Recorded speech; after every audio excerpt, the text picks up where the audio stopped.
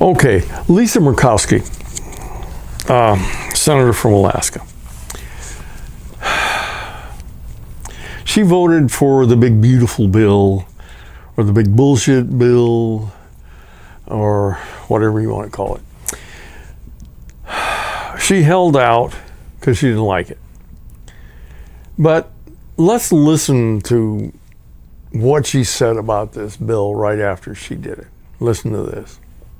Senator Paul said that that your vote was a bailout for Alaska at the expense of the rest of the country. Oh my God. That's what Senator Paul said. I said it was easy. Senator, we've got the... I didn't say it, ma'am. I'm just asking for your response. My response is I have an obligation to the people of the state of Alaska. And I live up to that every single day. I fight for my state's interests, and I make sure that Alaskans are understood. When people suggest that federal dollars go to one of our 50 states in a, quote, bailout, I find that offensive.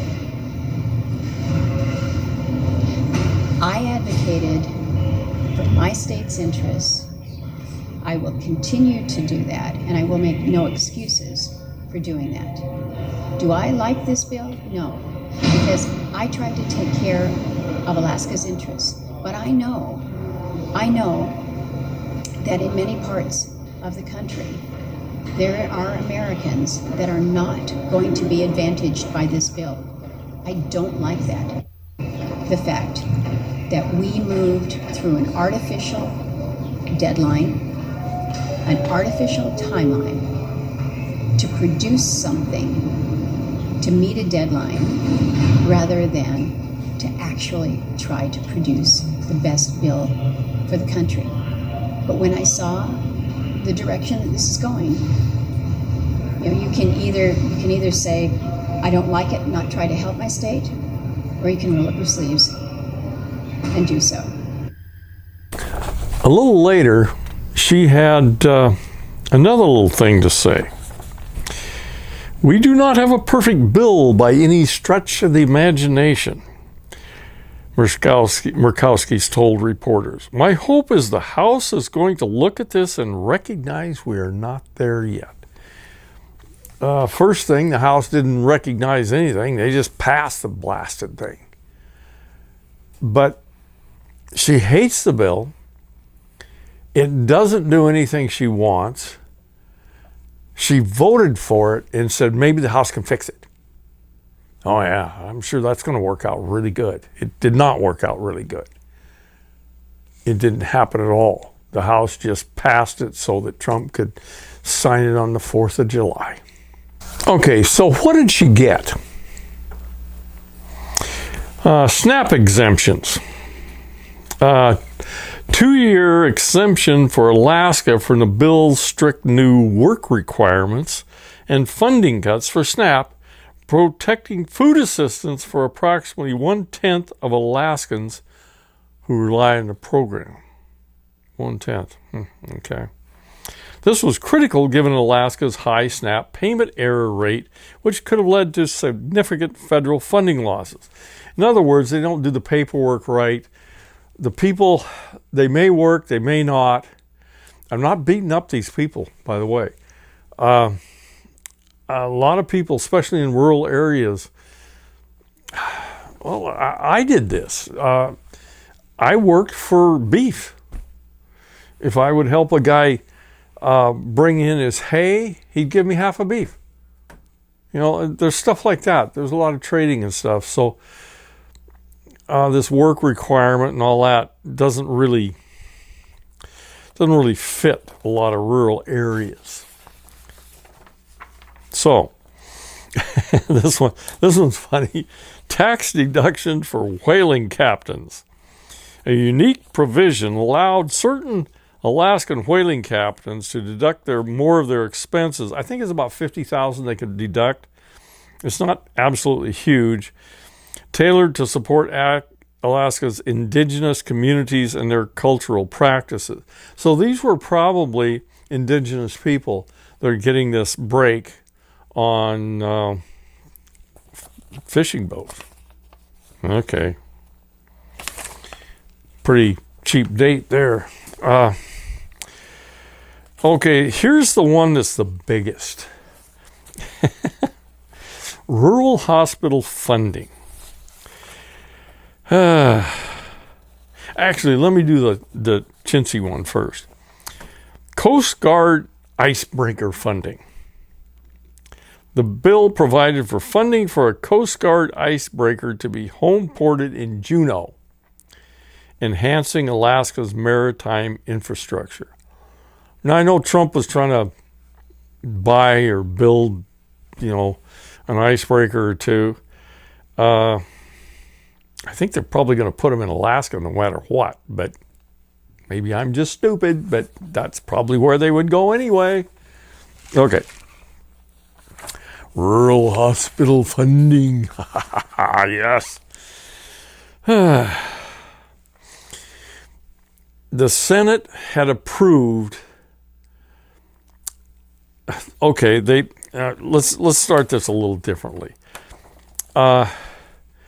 Look at this little chart here. The House passed a Medicaid spending reduction in rural areas. Just what we need to reduce spending in these rural areas. Okay, $119 billion, House passed. The Senate goes over there and says, nah, we're going to do more than that, $155 billion. This is $155 billion they're taking away from these rural areas. I mean, okay, whatever. And then the last little piece is this $50 billion Senate passed rural health care. That's my cat, by the way. He likes hanging around here sometimes. Okay, it's take it away and then give it back. That kind of thing. Okay? This originally was $25 billion, and she got it knocked up to $50 billion. Now, that was not for Alaska. That's for the entire country. And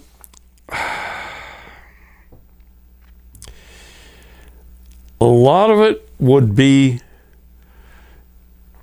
go to rural areas like in Alaska. Although, and if you look at this chart, Kentucky would have the highest loss in rural funds for hospitals. So Alaska is kind of a long way down the way. But I know I'm giving you a bunch of these dumb charts and silly things like this, but she was a cheap date. I'm not beating her up as much as some other people have beat her up, but she deserves a fairly good beat up for this. She sold out the country for a few goodies,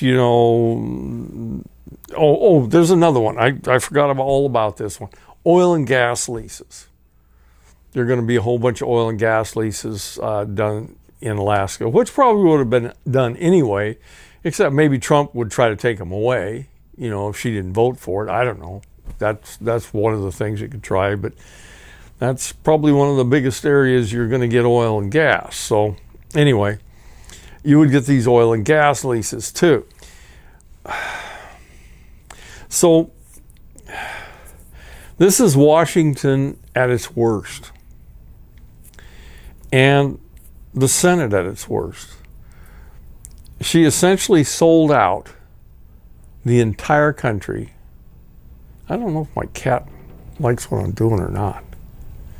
I'm not sure whether he's conservative or liberal. I don't know. I think he's liberal on food, but conservative in a lot of other things. Yeah, okay. And he is black. He should be liberal. He's black. Yeah. Anyway, so she sold out, which we could have destroyed this bill. And if you had to do something, done something that wasn't quite as stupid. This is going to mean Medicaid, work requirements with Medicaid. Oh, God, how many times have we done crap like that? California did that back in the 60s, and it didn't work then. And they've tried it, and supposedly 92% of the people work anyway. And like I was saying earlier, a lot of these rural areas, it's farm work and stuff like that you may not even get paid for it. You may just get something for it, like a half a beef like I did. So are we going to just go ahead and abandon these rural hospitals? I mean, that $50 billion carve out and it's not just for Alaska, that's for the entire country. That's split up for the entire country. And one other cute little thing about this is, of that $50 billion that they're going to put into rural health care, there is a long list of requirements for these states to fulfill. Wouldn't Trump want to return all the power to the states and let them decide things?